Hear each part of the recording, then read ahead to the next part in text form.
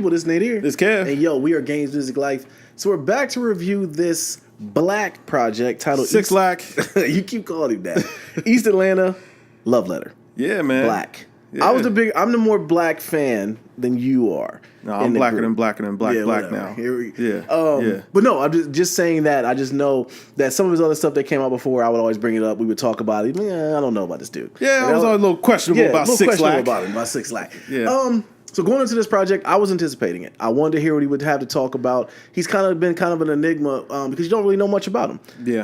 He was on Flo Rida's label. I remember hearing about that, and then he kind of like just got into the ether and was gone. He was a rapper, then became a singer. Well, I'm always leery about that because you already know if he's going to make R&B, he's going to jump back into that rap lane, and you're going to wonder like, okay. Oh yeah, he got to though. Yeah, I mean, why not? Yeah, why not? Exactly. Everybody's a rapper singer now. Exactly, you know? It is, and that's what I don't like. Yeah. But going into this though, listening to the project, one thing I will say about him is I love that his voice is different than the traditional guys that are out right now with the melody dudes. They're all high pitched and just whiny and nasally, whereas his voice is kind of distinctive. I know when he's on a track, I can appreciate that. Okay. The thing about this album that got to me that I really was like, yo, this needs to stop was the damn skits. The skits were awful.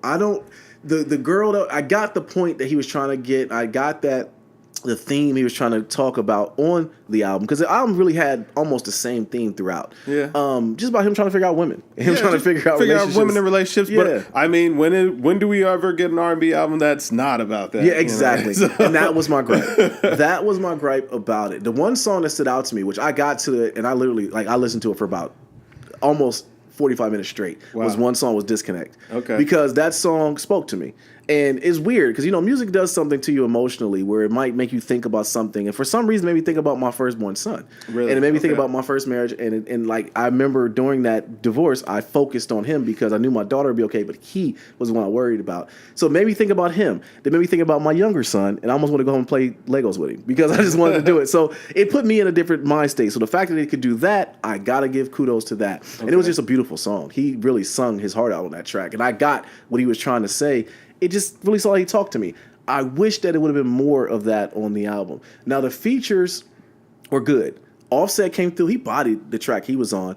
Khalid, I'm waiting for Khalid to make something I really don't like. Like, I want to hate on Khalid, or whatever his name is. Khalid. I want to hate on him. I really do. Why? Because, man, I just think, he does everything well. I think, right now, he's got a good thing going right now. And, I just want to hear something that I can criticize, and I think that wow. I do. I want to make somebody. But every feature he's been on lately has been good. Okay. And then the track with J. Cole, of course, was definitely very good. I just want J. Cole to get a proper Caesar. I'm sick of the dreads. But it was definitely a decent track. The production on the album was pretty good. It's just Black stayed to the same theme throughout the entire project, trying to figure women out. Here's a word to the wise, Black young boy: you're never going to figure them out. Wow. We do not figure them out. You either be right or you be happy. You pick one. That's it. But what do you think, bro?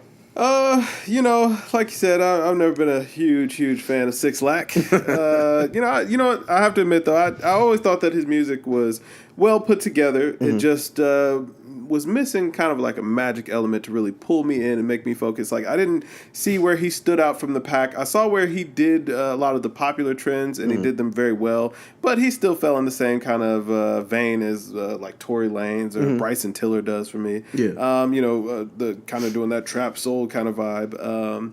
And on this project, man, it sounded like we got a little bit more of that. It was a lot more polished, but a lot of these songs sounded like they would have been better off in Travis Scott's hands. But just being completely honest. Yeah. And I think that a lot of that just comes from his kind of a rapping, stinging style. Yeah. Not to say that he turned in bad performances. I actually thought he was pretty solid across the board, man. The production all stayed very cohesive on the album. He had a vision for where he wanted the direction of this album to go, and he took it there. Yeah. I did enjoy the features on here. I thought that he meshed well with everybody else. Really liked the song with him in Future. If you're a Super Few fan, I think that everybody liked that. I did not like J. Cole on this album. You didn't? This was a return to Cole that I don't like and never have. I did not like his feature. I could have done without that. Okay. 1,000%. Offset on here, I thought that he killed it. Khalid, I thought that he did a really good job on there as well. Overall, I thought that the project had a very, grand sound, very polished. He put together a good project. I could see where it would have a lot of mass appeal. But I didn't really feel like it was anything super duper special. Like, it didn't blow me away. It didn't introduce any new ideas. It was just a culmination of the sound that is popular right now, being performed by an artist that does it pretty well. Yeah. But it's cookie cutter-ish. Yeah, you could say that. You could say that. I didn't feel like it was pop music. I felt like it was authentic, and I gave him props for the songwriting on here. I felt like he took his time with it. He wasn't just trying to put out any BS.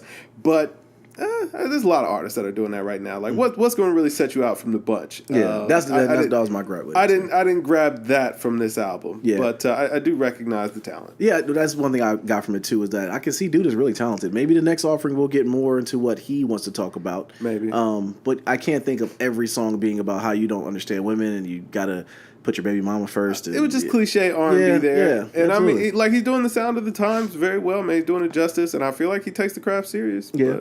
Was he really singing, or was that a vocoder? Was it lathered? Oh, it was definitely lathered, man. The vocals was altered. But I do think that he's got a good ear to carry a tune and, an ear for melodies and things like that. Yeah. He can arrange very well. He can. He's not a bad rapper either. No, he was decent. Yeah. Nothing I hated at all on this album. But what separates him from Bryson Tiller?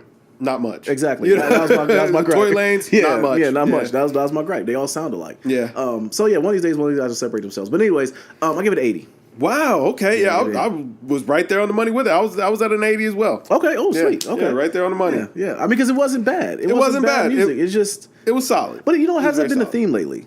But a lot of the guys that are coming out now is like, what are you doing to separate yourself? Well, I think a lot of it has to do with a lot of guys are, kind of sticking to the formula of the sound that's popular right now. Yeah. It hasn't reached the point of oversaturation, but we're getting there. We're getting very close. Yeah. But in the meantime, we're getting a lot of, really talented guys that do that sound, a lot of justice. Yeah. But just know we are always looking for the person that's going to take the game to the next level, that's going to elevate the sound, bring something new, refreshing to the table. That's why Frank Ocean is who he is. Absolutely. Which another thing with the Khaled feature, which is I think was a bad thing to have him on the album because he can actually sing. Yeah, I mean you got a real crooner, but I don't think Six Lack or Black is really trying to. I don't really think that he's the guy who's trying to impress you with his vocal chops. Yeah, that's true. He's just trying to put together songs. Yeah.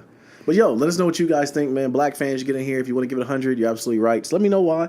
We'll definitely get in there and comment. Yeah, leave us a comment, man. Hit that thumbs up, or do the other thing. Bell if you're icons, mad, all that other all stuff, that. YouTube crap. You know how to do it. Do it. But Check the other videos. Absolutely. But I am Nate here. This Kev. And we are Games Music Life, man. Drink more water, people. Peace. Peace.